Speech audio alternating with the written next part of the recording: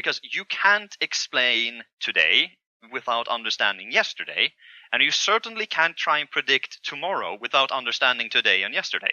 Welcome to Needlessly Complicated, your safe space for hopefully almost rational outlook on life.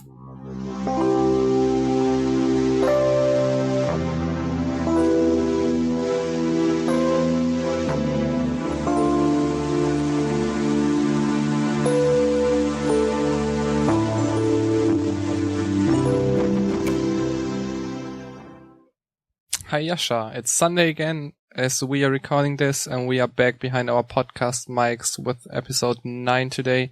How are you doing? Hi Felix, I'm doing pretty well. So this episode is going to be about history and it's very interesting and we are getting into some politics as well. So stay tuned.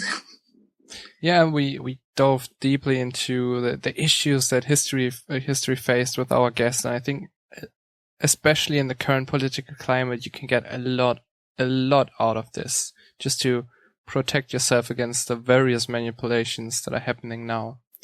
But first, let's get into a bit of follow-up. Yeah, so about the follow-up, thank you, Covert Fade, for being here last time. Last episode was about ex-Joe's witness, Covert Fade. You can find him on Twitter at Covert Fade and also check out jwsurvey.org. And there is much more information about him and about other ex-Joe's witnesses and get perspective from them. Also, other big thing is that we are working on our website and the whole Needlessly Complicated is going to be much bigger, so stay tuned for updates as well. And in saying that, we are currently also looking for somebody who has experience in logo design and who can help us out in that department.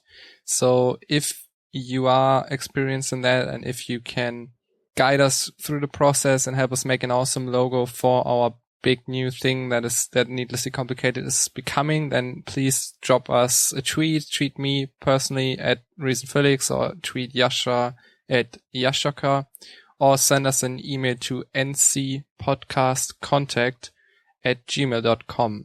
That would be very awesome. And for all other listeners, to give you a better experience, we really would appreciate your feedback. It takes about 30 seconds to log into iTunes and rate us on there or drop us a short line of text at /r/needlessly-complicated on Reddit or just simply tweet us at the Twitter handles I just mentioned. That would really help us out and we could deliver a better project. Our guest today is a notorious thought criminal. He's a history nerd, and he once thought to be possessed by Satan, and that's a true story. He's the most un-Swedish Swede out there, and to quote him, he is here to prove that he can be classy and professional instead of being the savage metalhead he portrays himself as usually. But you'll have to be the judge of that yourselves. That's right, it's Adam from Sweden. He runs the YouTube channel Thought Criminals and the Alcohol, Anecdotes and Undeniable Truths podcast. Welcome to the podcast, Adam. Yeah, thanks guys. Always nice to be in a place where you don't need to get drunk. Yeah, you can get drunk here. We don't mind. It won't hurt. Yeah, well, I have this impression of your podcast that you're trying to be at least somewhat classy and educational. So getting wasted and being a savage metalhead, as you called me, well, that would be not conducive to our discussion, would it? Well, I mean, it can be sometimes. You can be classy and savage at the same time. Sometimes if you pull it off correctly. It's really hard, though. Felix, I'm no Conan the Barbarian, but I try to. Okay, then, so we got to this topic today, which is kind of on the lines of history and how it's used and misused in politics. And history is very close to your heart, isn't it? Yeah, I can't really say that I was a teenager that history was pretty close to my heart. I had a very highly educated history teacher, but she had a bad pedagogic technique. She didn't make it interesting, and I didn't really get an interest in history until my early 20s, and then I started like devouring history books and just went full fucking nerd with it. And it's always a shame to see how society seems to lose its historical roots, more or less. And that's why I get so very bothered with how, well, for lack of a better word, political ideologies use history today. Yeah, it seems that especially the left is trying to get a lot out of the history and seems to apply history where it doesn't necessarily should have any real impact. If you think about, for example, the whole oppression Olympics thing where they claim somebody was oppressed 500 years ago and that means it should have any impact today on people who had nothing to do with it. Yeah, absolutely. It's like they base that actually on I can't remember if Karl Marx either invented it or if he merely popularized it, but it's something called historical materialism, which is essentially a philosophy of looking at history as, the way Marx at least envisioned it, is that history is an eternal struggle between the proletariat and the bourgeoisie. And that's what everything in history has been. It's always been a struggle between those in the upper class and those in the underclasses. And that's all it's ever been and all it's ever be. So essentially, historical materialism is looking at history through a Marxist classist lens. And you can see many of, different ideologies use that, like how feminism uses it in a way, but they view it through the lens of gender. So they just replace the bourgeoisie with men and the proletariat with women. It's like everything in history has just been men oppressing women, and that's just factually fucking incorrect. There have been real historical patriarchies, and not in the way that patriarchy theory falsely claims there is a patriarchy, but as in societies where men and fathers particularly, that's why it's called patriarchy. It's from, I think it's Greek, pater, father. So it's very common on the left, but it's not exclusive to the left. Conservatives have a tendency to get very nostalgic about history, particularly certain things about history that are not, not the worst. Not the best parts of history, but this distinction between, at least a large part of the right and the left is that the right is still somewhat anchored in reality. The alt-right, they're the kind of the kooky fucking whacked out part of the right, but they're not that big as, say, the regressive left is. Yeah, the alt-right basically is 4chan discovering their political side, isn't it? As a proud 4chaner, I can't really say that's true, but it's the attitude is definitely the same. But at least in the case of the alt-right, they have a tendency to look on history through a similar lens to, say, historical materialism, except they use it in almost a race kind of way.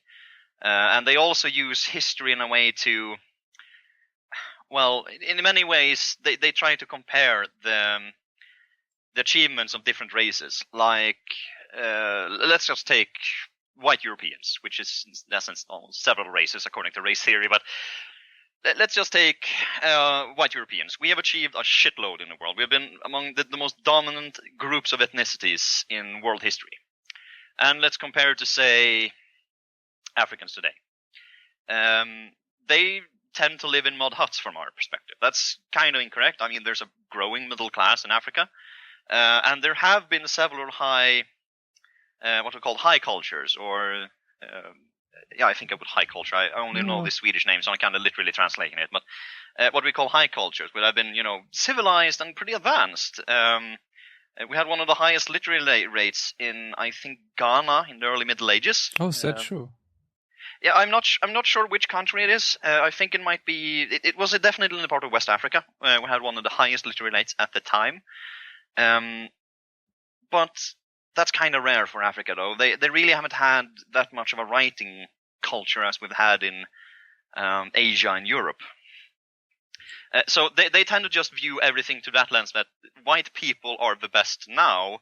So that means white people have always been the best through history. Just look at what Western civilization occurred and just it's like they construct things from after the fact, in a way to put it.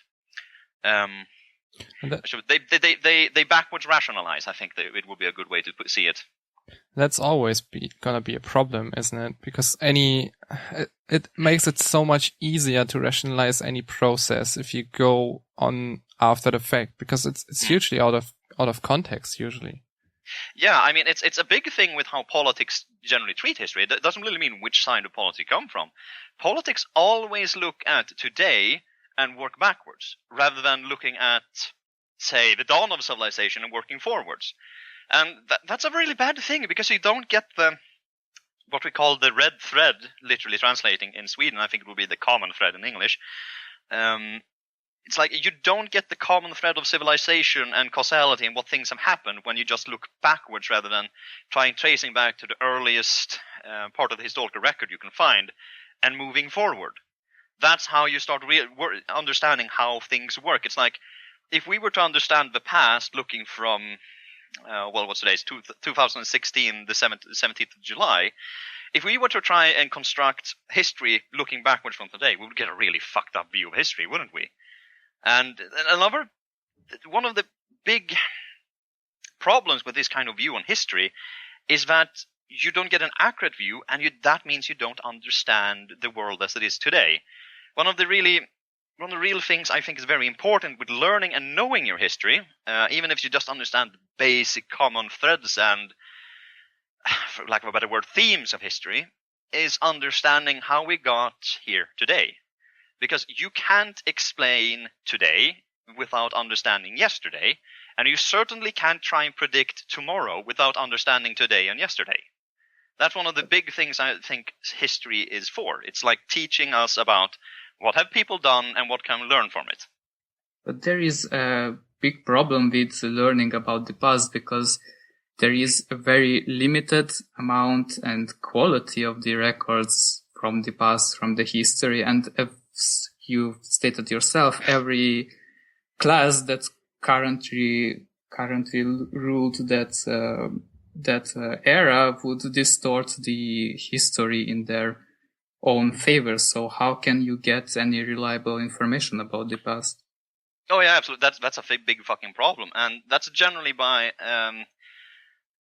unless history has been corrupted by feminism and social justice, which I don't really think it has, because it's kind of even in an ivory tower.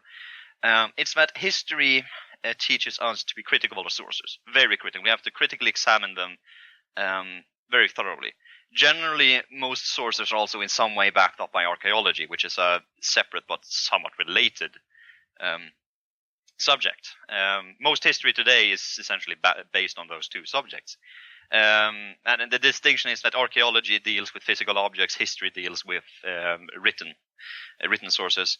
And it's like you examine things critically. You have several different criteria for examining whether something is truthful. The criteria of veracity, I think it will be called in English.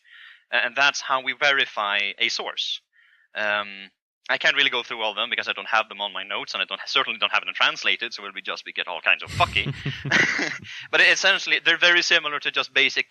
It's like formalized basic critical thinking, and that's how you can understand whether or not a historical source is speaking the truth. And it especially helps if you have multiple sources talking about the same event. Let's say if you have. Let's take an easy example. Let's take D-Day in 1944. Yeah, it was 44. Let's not make myself an idiot here. D-Day 1944.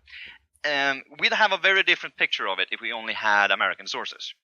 But thankfully we don't. We have a shitload of sources about it. We have sources from the Germans. We have sources from the Netherlands. We have sources from France. We have newspapers. We have military reports.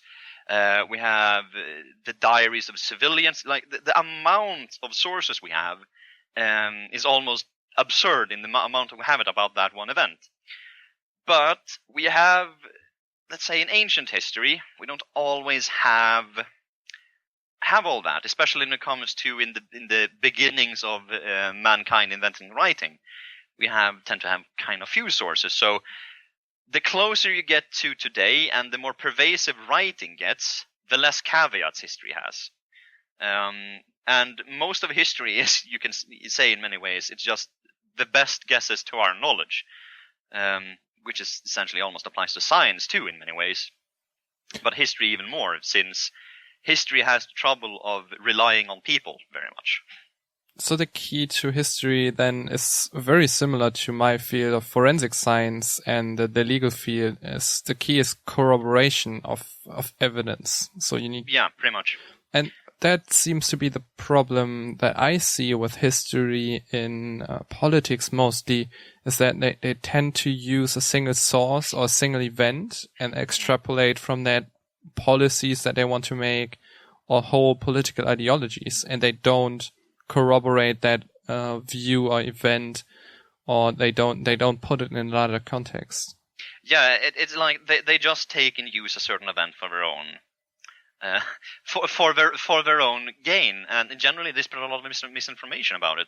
And another thing I've noticed much with political ideologies is especially that political ideologies are dated.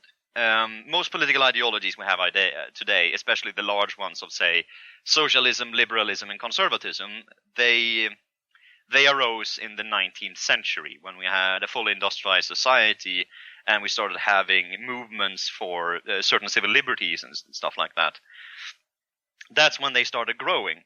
And those ideologies presented solutions to problems of the 19th century and the early 20th century, like around the 1850s to, say, the 1920s, something like that. That's the world these ideologies are dealing with. And we notice today more and more how these ideologies has not really adapted to the times. It's instead trying to keep the world in the paradigm they know. And it's kind of breaking apart in many ways, especially in the way you look at, say, socialism. Socialism tries to deal with an industrial world that doesn't really exist anymore. We don't really have a proper working class in much of the West, and we probably won't have it for much of the future, especially if we start to automate. And that ideological movement harkens back to a day when people worked for like 16 hours in a factory, and the problems they had then during the laissez-faire system. So it's like it's a reaction to a historical time that doesn't exist, and it still tries to harken back to that historical time, even though we don't really have the same circumstances and stuff like that. Even much of the rhetoric is the same about it. And that is something I see like as something of a problem, especially among the left. You know, it's kind of nostalgic in a way. One of our listeners that you know on Twitter at @man_Atanasov wrote us a question that kind of fits here. He asked, do you think that people learn the lessons from history? And this kind of sounds almost like in most cases they don't, but why not? Why do you think they are stuck? Let me put it this way. We have fascists and communists fighting in the streets of Germany. Does that sound familiar? Kind of. We have fascists and anarchists fighting in the streets of Germany again.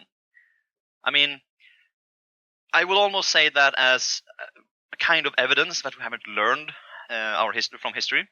I'm honestly surprised that today we don't have many historians speaking about politics. We have criminally few of them, I think. But like we don't have any historians just speaking about like you're just repeating the mistakes of 70 years ago. I mean, I've seen a lot of people compare the political situation in Sweden to Germany in the 20s and 30s, which is absolutely absurd. But the general political instability and the political forces that are in conflict today is not that different from the 20s and 30s, honestly. I mean, it is generally a fight between the extreme right and the extreme left. We have the same in the pre-World War II world. And, you know, that's kind of scary because we can see where that ends. And on top of that, we also have a very angry religious cult trying to kill us all here in the West, at least. So it's generally terrifying to see that the few people that can learn from history, that can teach history well, are not in the public sphere speaking about it. So do you think that people don't learn from history because they don't actually learn about it and don't care? Or do you think that it goes back to something you said yourself earlier, that circumstances change, so people usually think that, oh, okay, that what happened 70 years ago with communist Russia doesn't apply today, we can try this again? I think it's a bit of both, actually. I've seen how the history education in the West has fallen completely into the wayside. I generally blame that on us not having the so-called classical education anymore. We don't teach the common thread of thought in the Western world. And to teach the common thread of thought in the Western world, you need to teach history. You need to know about certain historical times in at least the basic ways. You don't need to be an expert to understand it. And I do think that our lack of the historical perspective is a big problem today. We don't know our past. And if we don't know our past, we can't face our future. And that means that when we look on today and like, oh, just because it didn't work in communist Russia doesn't mean it won't work here today. That's actively not learning from something where you can see, okay, but why didn't it work in communist Russia? Well, because communism is inherently a faulty system. But oh, Adam, communism has never been tried. Well, fuck you, it has. We have multiple times of what happens when communism is tried. It ends in bloodshed, genocide, and death, and gulags. It's a terrible fucking idea. And I mean, I just get so fucking frustrated when I see people speaking for ideas where it's like, but we've tried this. We realized eventually it was a terrible idea. It's like how I see certain anarcho-capitalists argue for the privatization of the military, and here I just sit and clench my asshole in fear and terror and go like, dude, do you want another 30 years war? It's a fucking terrible idea, because it will just lead to tyranny and death. Because we've had more history in the world with what you could call privatized militaries than we've had national militaries, because the nation state is fairly young. It was first invented in, say, 1648 during the Westphalian Treaty. That's when the nation state in its first form became known. And for those that know, nation states is what we have today. That's what our nations consist of. And that's when military started to be formed around nations rather than formed around mercenary companies or a king raising certain people and arming them, or making sure his people in his land is armed and stuff like that. So, I mean, there's so many ideas that people want to implement today that if they just open a history book, they can see how it works.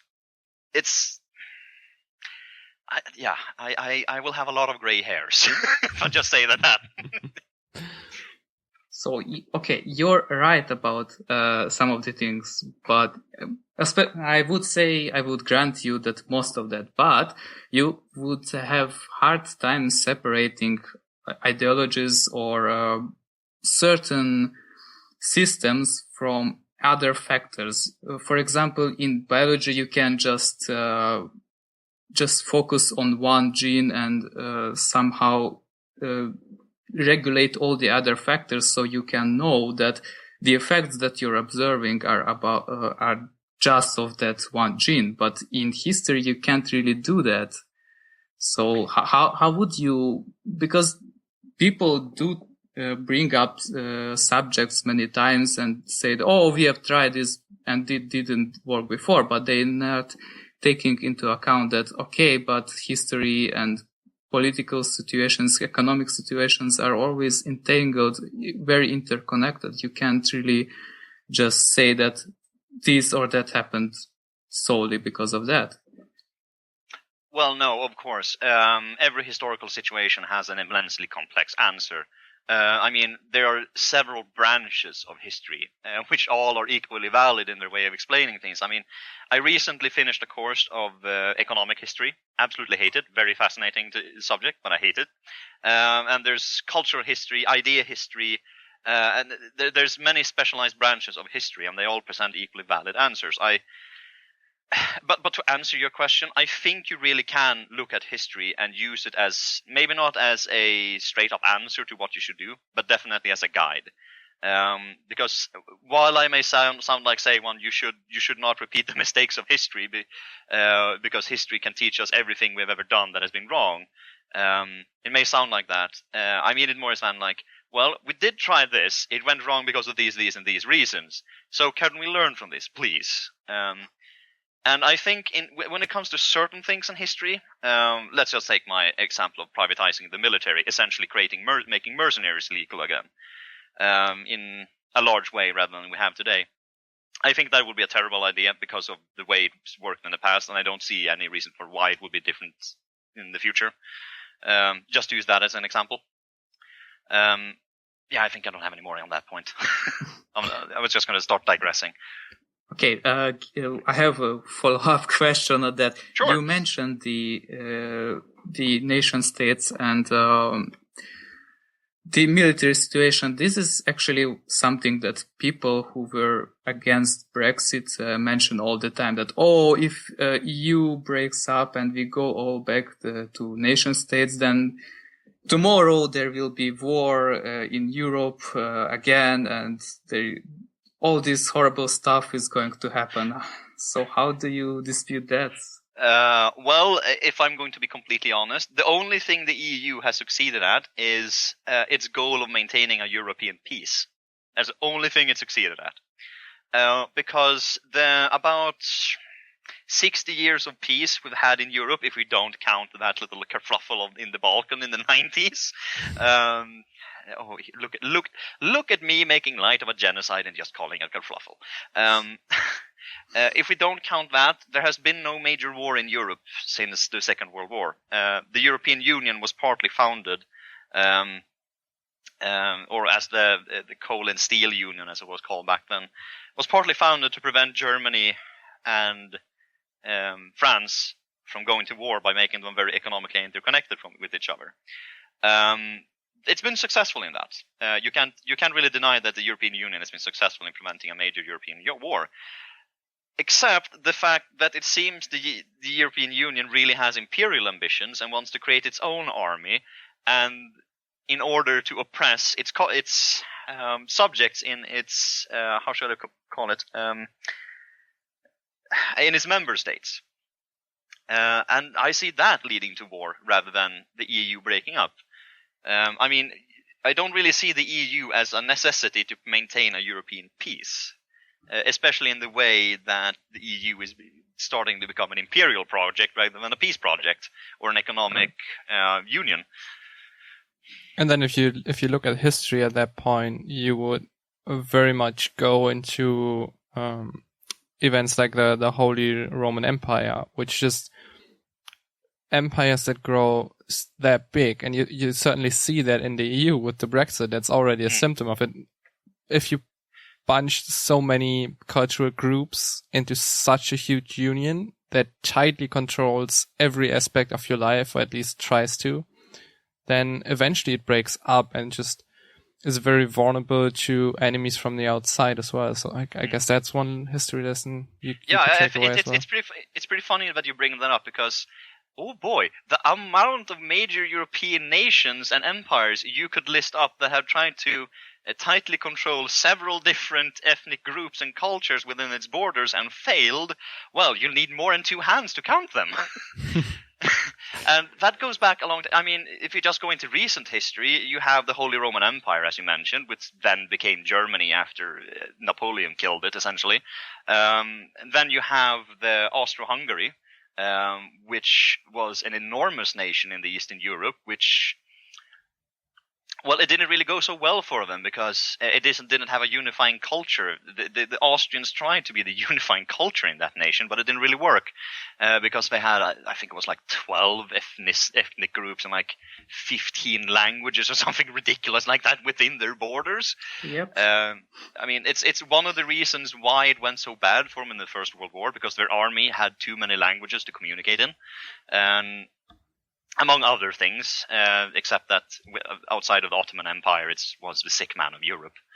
I mean, you have so many examples of what happens when you try too tightly control that kind of empire, and it generally ends in bloodshed and death.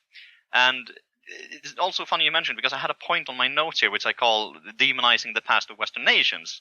And you can see that in the way that, like, oh no, if Europe is not ruled by a hegemonous empire in the name of the EU, then everybody will revert to barbarism and start murdering each other. Well, I mean, they have a point, because Europe has a tendency to have been at war constantly for at least the past 2,000 years.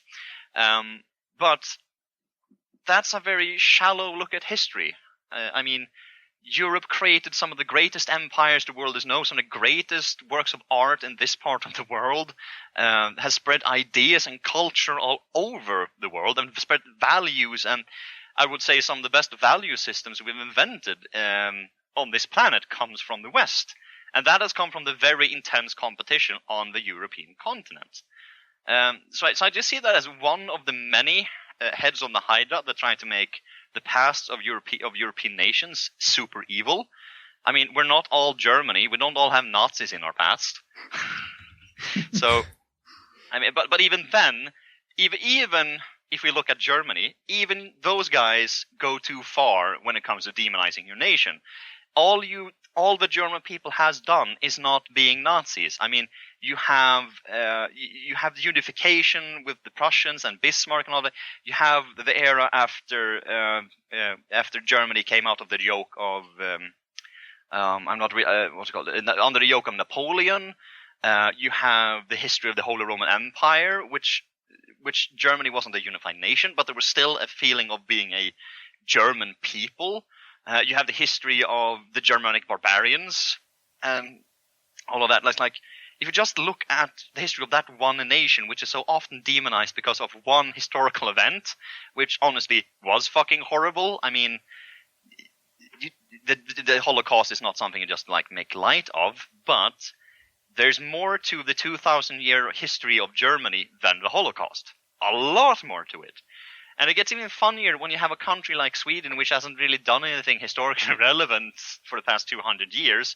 And we try to look at our evil imperial past, in quotation marks, and go like, oh no, we're such bad people.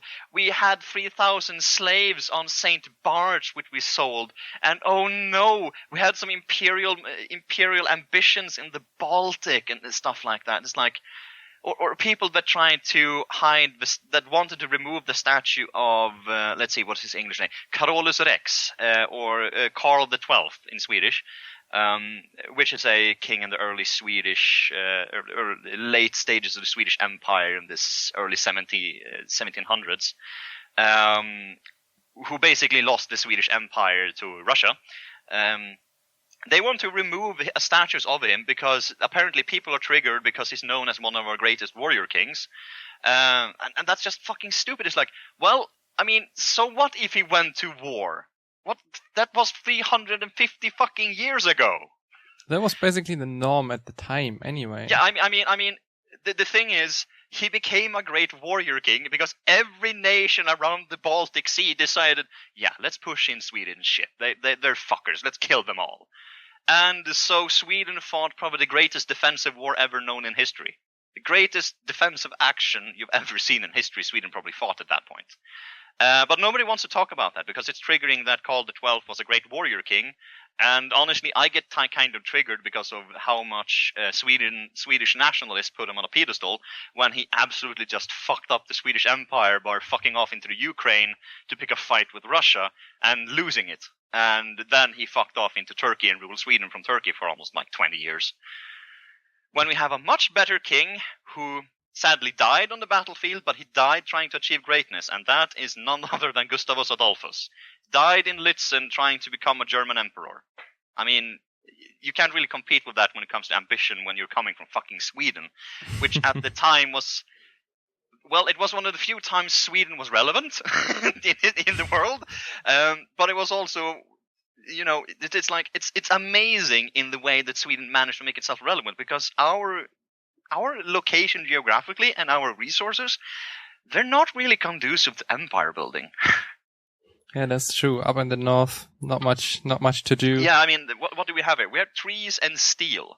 And that didn't really benefit us that much until, say, the Industrial Revolution, when we performed what's called the Scandinavian miracle and got industrialized, supplying the needs of mostly Britain and France, with giving them cheap wood pulp and steel. And that's how we became an industrial nation. And then people also tend to forget, here's something like, speaking of ideologies and their use of history, in Sweden, socialism, or social democracy at least, generally gets blamed or gets the credit for making Sweden such a great country it is. Well, that's half the truth. Much of it is kind of because of the social polities of the social democrats in the 40s, 50s, and 60s that built what we call folkhemmet, or the people's home, which is our welfare state. It does have some part of it, but that's only how they managed the fact that Sweden was the only industrialized nation in a bombed out and destroyed Europe. Like, the two things that caused very good things for Sweden is that at 2 times in history, when we had the great fucking luck of being the workshop of Europe, twice, I don't really see that happening a third time. And that's again taking history out of context when you see the political hijacking of that particular part of history nowadays. Yeah, and they get away with it because our history education is so poor. I mean, when I had my student history month, not student history, student teacher month, when I was out on a school as part of my education to teach children, it's basically training me as a teacher as part of my education, and one of the first things I said in the first class when I had my introduction to the block I was going to take, which was, I think, the 19th century with an 8th grade class and World War II with a 9th grade class, which is 14-year-olds and 15-year-olds.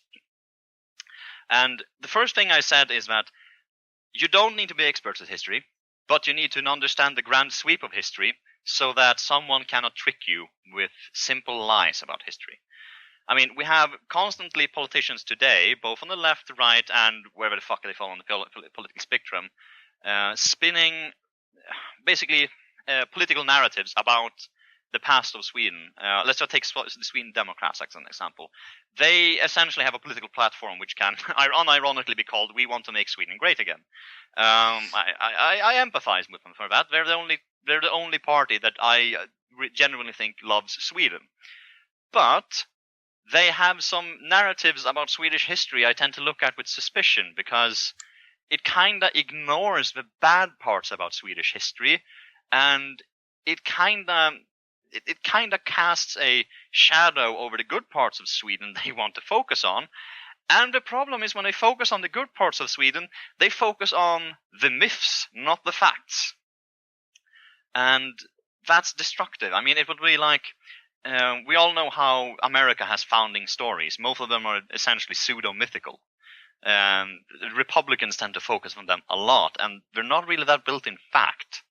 And that tends to destroy their political platform whenever they get in contact with, say, the Democrats, which of course has fucking fact-checked them.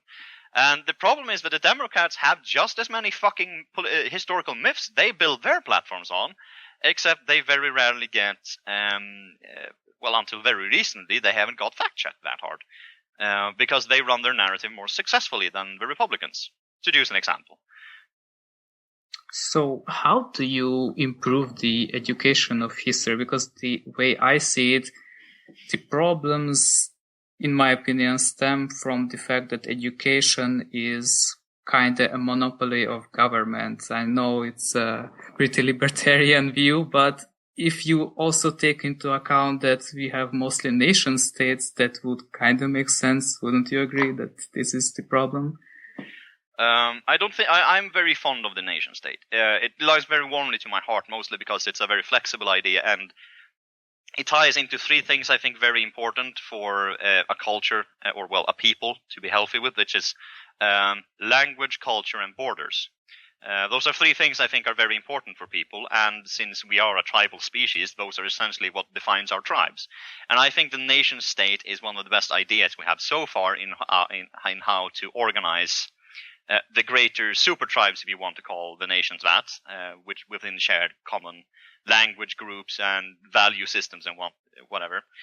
I'm not really sure whether you should use a privatized or state-run or county-run or however you want to organize your school. I'm not really sure how you should do that. I have some opinions against a privatized school because I don't think greed should be a factor in education.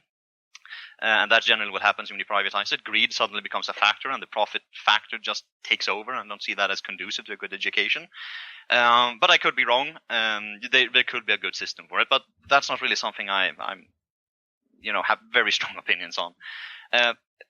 My idea about it is that mostly you should have a solid education based on facts, not fiction. And well, the thing is, it depends on what you want the school to do. In my opinion, the school should give you the tools to be a a good citizen of a nation. And that can be given to you in many ways. And it should also prepare you for, well, depending on if you can choose a higher degree of education in, say, what would be high school or similar. It can prepare you for a certain job. I mean, in Sweden we have when you get to what's called the first ring, which is the first grade of high school, which is you're 16 years old. You can choose if you want to specialize for a certain education, or if you want to specialize for say higher studies of a certain kind. I mean, the two high schools we have in my hometown is one that's more practical and one that's more theoretical. The practical one is that you have you can go for machine shops, you can go for construction and stuff like that. And then the theoretical one is that you can have for certain degrees of, it's like you can go for more social studies or the natural sciences or the social sciences, stuff like that. I think that's a generally good idea. And I do actually think the school should help in bringing values. And it should also bring, at least if you look on the history education, it should give you the grand sweep of history. It should give you context to today. I think that kind of sums up my stream of consciousness thought about education there. It's kind of in flux, my thoughts about it, because I learn so much about it every day. So I have no real crystallized views. It seems, though, that your view on history teaching is very different from what I, for example, experienced in Germany in my school years. Because when we had history class, it was a lot of learning the sequence of events and when something happened, not as much why something happened. That there was, of course, a factor of why something happened and how things related to each other, but that was never, it never fell to the general students that was in the foreground. It was rather the background. And a lot of us was just learning, oh, this happened and then that happened and then that happened. That's pretty funny, because there is a school of didactics or historical didactics, as it's called, which is the subject of how you teach history in a classroom. There's a school of thought of it called the Germanic School of Historical Didactics, which builds on the idea that you should give context to it, rather than having the grand. I think I'm doing this correctly. I'm not really sure. I probably get corrected like a motherfucker if I'm doing wrong. But it should provide the whys. It should explain to the people living today, and that system of thought was very much a reaction to the Second World War. So it's kind of funny that you had a historical education that was just thing A happened, then happened B. Then again, it's not very dissimilar from the education I had. My thoughts of how you should have a good historical education is you teach your students about the people. And you also teach your students about how history is made. Because the way history is made, if you know that, you can see history being made every day. You can see how history is made in the news media, and the basic skills learning how to make history is essentially just learning how to apply critical thought. I see that as one of the most important things of history, because as it is made up now in the Swedish educational system, is that a large focus of the history education is learning critical thinking. A very large part of it, actually. It's like covers a huge part of my. I'm not really sure it is called syllabus, but the instructions teachers get in how they should teach, and that we should also teach a certain value system. Though I can disagree with it with the government, since our government is fucking retarded currently and have kind of regressive social values. But I very much see that focusing autistically on certain events will make people disinterested. Like most people, when they think of history, it's just years and kings. That's exactly what we had. And I'm telling you, history was one of the least popular classes we had in my school, I think. Very few people took the advanced course. Yeah, that's because history, as it has been for a very long time, is a study of something that's not personable. When I read history today, it's very personable. It's very much about people. And when I taught history, it's very much about people. And I had the good fortune of when I did the World War II course I had a lot of pictures. Color pictures even. I found pictures, a large album of pictures taken by Hitler's personal photographer in full color. And that made history real to my students. I mean, when stuff is in black and white, you can still see, I mean, if you looked at a lot of black and white photos like I have, you can still see sort of what colors something should be. You can kind of tell. But there's still this disconnect in that it's black and white. People have no color for history. So when I put up full color images of the 1938 Nuremberg Nazi party days, when you had these enormous swastika banners in the bright red with the stark white and the black swastika on it. I mean, and you had the full uniforms in all their glory of the Nazi party and all that. You could see that that my students who were 15, 16, they could understand why the Germans, who at that time had been a defeated, humiliated people who had suffered through hell economically and with internal strife, why the Nazi party was alluring to them. I suddenly made history a real thing. And that's something I see as one of the most important mandates as a history teacher and anyone that communicates history, is that you must make history real. And the way to make history real is to talk about the people of history. And that's a general trend I've seen in much of history, is that you start focusing, well, not entirely less on the large grand sweep of it, but on the little people. Like, what were the lives of peasants in medieval England? How was it to be a regular person in Rome during the reign of Emperor Nero? You get more like that. And because of time constraints in teaching history, since students have to learn so much more in the day, you can't, give them all the details, but you can touch on it. You can make it somewhat human. And I'm lucky in that I have a flair for the dramatic, and I can storytell pretty well. So, yeah, I had the ability to make it, living for them. I did do this little spiel where I essentially went on and I started talking about Hitler as a person without naming his name, Hitler, and asked people who it was. Very few people actually could guess it was Hitler when I talked, and I just described that this guy was a vegetarian. He hated smokers, implemented the first smoking ban in the world, I think, and he also implemented the first animal rights laws, had a dog he fucking loved, was a bit of a douche controlling douche toward his wife Eva, and I basically did on that, just described the person of Hitler without mentioning him. People were honestly shocked to find out, or my students were honestly shocked to find out that Hitler was also a person. And yeah. That's one of the things, when that also makes, as we know, all these evil people of history, when you make people out of them, you can see how people can learn lessons from it, because suddenly evil is not this monolithic, monstrous thing. Suddenly evil becomes human. I see that that's the important mandate we have as communicators of history. Although you face a really hard problem there, the further you go back, the less you know reliably about the actual people, right? You talked about a peasant in medieval England. but how much reliable information do we actually have about the everyday lives of Yeah, I these actually people? used medieval English medieval peasants because there's a surprising amount of writing on them.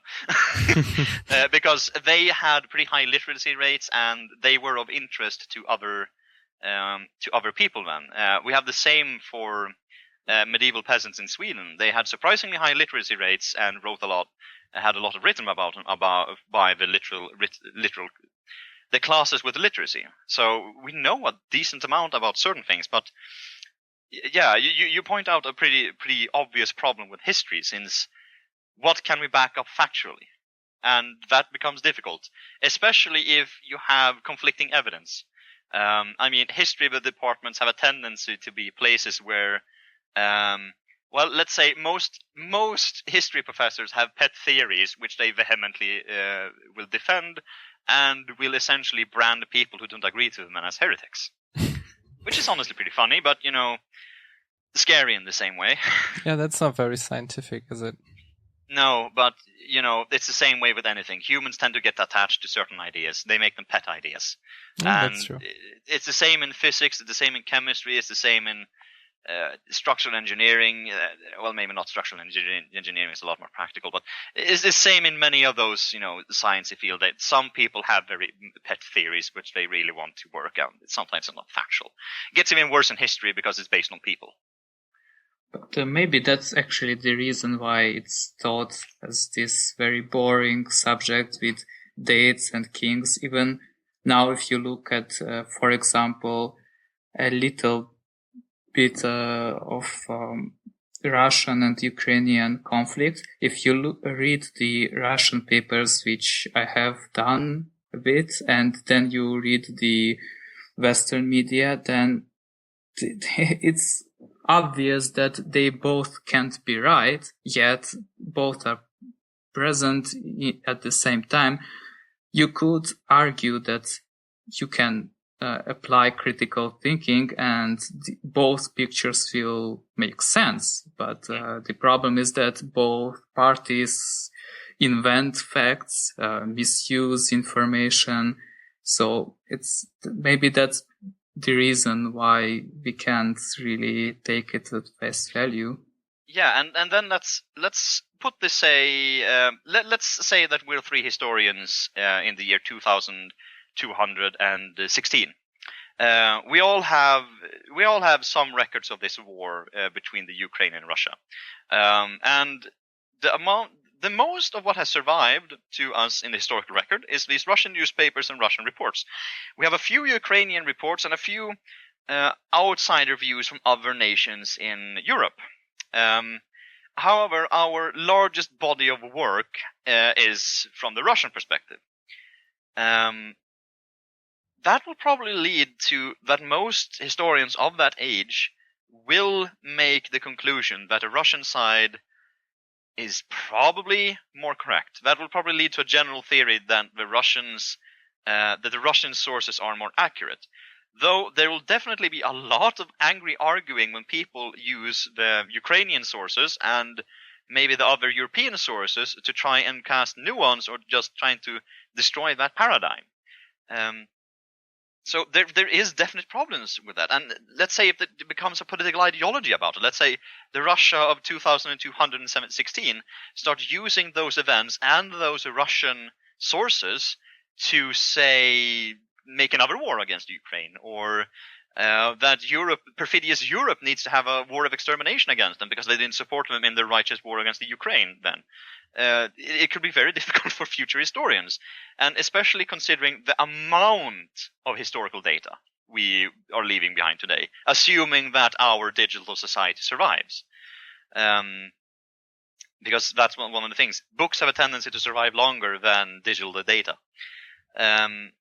So imagine how difficult it will be for historians, say, just 50 years from now, writing about this time period, if we have differences in operating systems or, file reading systems or anything.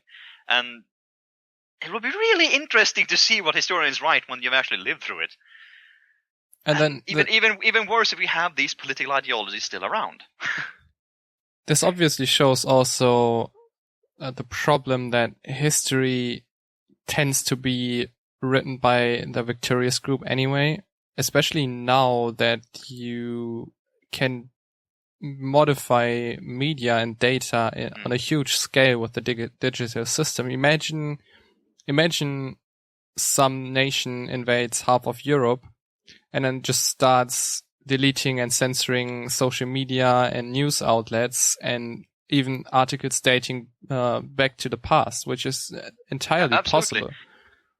What was the quote? I think it was George Orwell, something like control the past, control the future, or control the future, control the past, which has to do with how the Ministry of Truth works in 1984, in that they actively redact and change things in the history.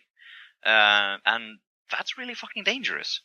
And I mean, I think I should have had a point about this. I mean, it's like these ideologies present a huge threat to it, because they want to have a certain history that just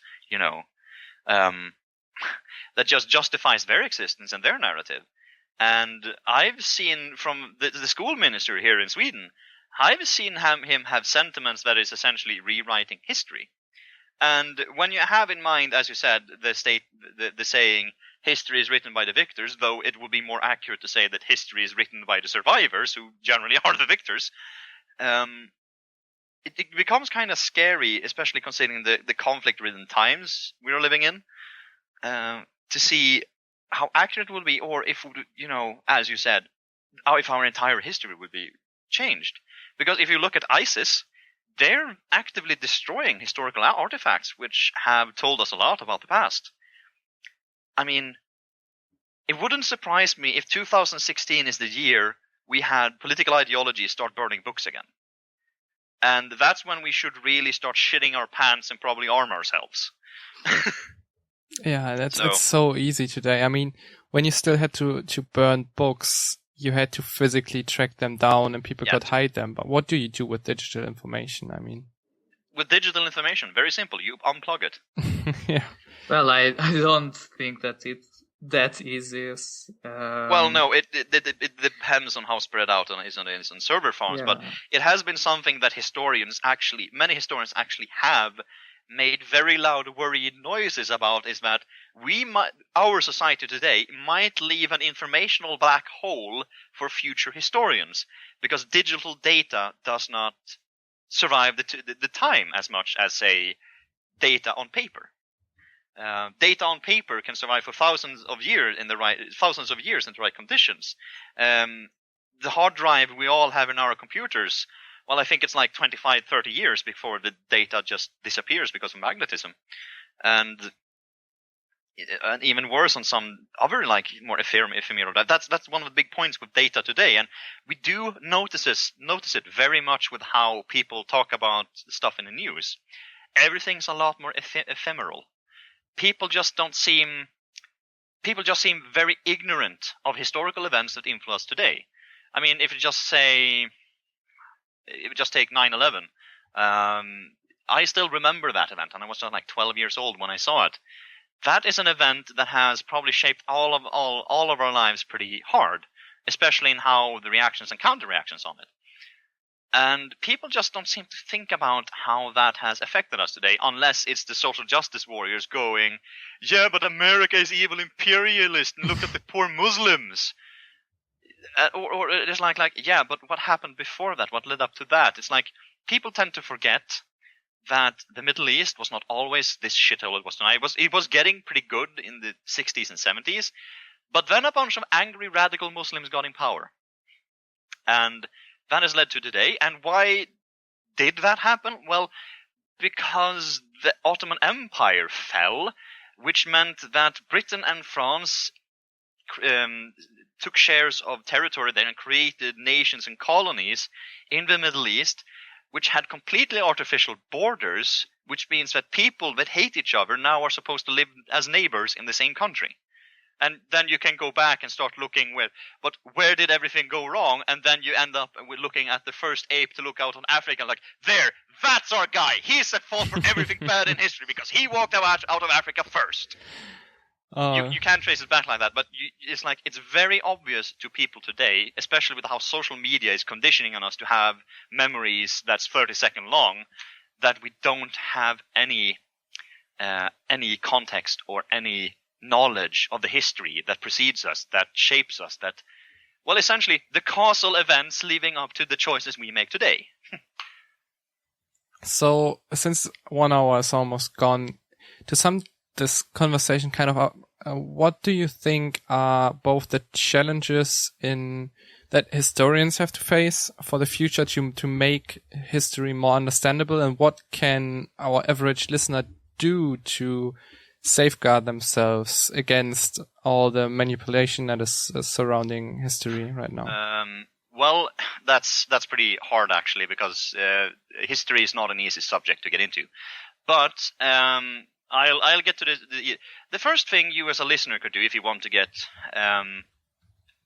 better at history is just Google around, found history forums, and ask them about which general histories they should read. I would let's see, I gotta find his name. I would recommend Michael Durant, I think it's called. Will Durant. He has, let's see here, Will Durant collection. It's huge. It's several fucking volumes long. But if you want to have a good overview of history, it's a very good thing. He is a bit dated, because he's still not alive and he was a historian in the early 19th century. So he wrote this around the 50s. And if you want a decent history book, that could help you, I would recommend the college history book, or the university history book I got for my first introductory course, A History of World Societies, by McKay, Abray, Beck, Crowston, Wiesner, Hanks, and Davila. I have specifically the 10th edition. It's a good history book. It's pretty thick. You could kill someone with it, but it gives you a very good overview of history, and it's incredibly factual and incredibly easy to read. So that's what I would say as a burgeoning educator of history, is just start reading the basics, just basic overview histories. There are several good ones out there. I've just given a couple, and that's not much more than you need. Specialized knowledge takes years to get, but if you want to get it, there's several good historians out there. I can't really recommend any on the top of my hand, but Will Durant is good. As far as I can say. Also, if you can find translated works, the Swedish historian Dick Harrison is really good. If you want to read about Swedish history, Herman Lindqvist. He's not a historian, but he's a journalist that's very good at it. So there's a couple. I will see that there are links in the show notes below to the sources you mentioned. So, as for the challenges historians face, well, I'm not really sure. I think they'll face the same ones they always faced, which is making sure what they're saying is actually based on something factual, and that they have data which is useful. And that has always been the problem. It's just presented in different ways now. But the biggest problem I think they'll face now is when the social justice warriors or the alt-right or whatever political ideology that becomes the vogue is coming to politicize it. When it is that history will be used as a political bashing tool again. That's, I think, the biggest challenge we face. And I, for one, will probably get shot for my refusal to bow down to making history a political bashing tool to commit certain atrocity or something whenever Sweden collapses. So, yeah, that wasn't really bright ending now, was it? Oh no, let's hope that's not gonna happen. Well, I'm sadly pretty pessimistic about that fact. We can always buy that island and move there and hope they can swim. We can always buy that island and start a sex cult. Okay, listen, it was amazing to have you on. It's really interesting to get a kind of an expert opinion on history, especially considering the political arena right now. So thank you very much for being on. And where can people find your content again? Well, they can go on YouTube and find the Thought Criminals YouTube channel. I am on Twitter, so just search for Thought Criminals. My Twitter handle is thought without O and U, because fuck you Twitter, criminals with capital T and C, because I'm stupid in designing that shit. So if you search for that, you'll find me there. I do my mostly shit post and send mean tweets to other people. That's mostly what I do. But sometimes I do something informative or generally useful. I'm very limited by 140 characters. And I'm also a terrible content creator, but I am working on videos. I just haven't had enough time. I'm pretty busy with my education. Well, listen, it's been a pleasure to have you here. Thank you very much. Oh, absolutely. It's an absolute pleasure to be here. Enjoyed the episode and want to make your voice heard? Head over to reddit.com/r/needlessly-complicated or chat with us on Twitter @reasonphilic for Felix and @Yashaka for Yasha. If you want to support the show, head over to iTunes and rate plus write us a review. There's a link in the show notes below.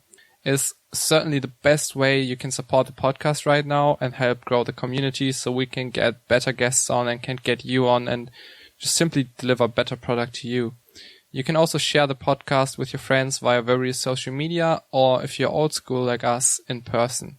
And with that, see you in the next episode.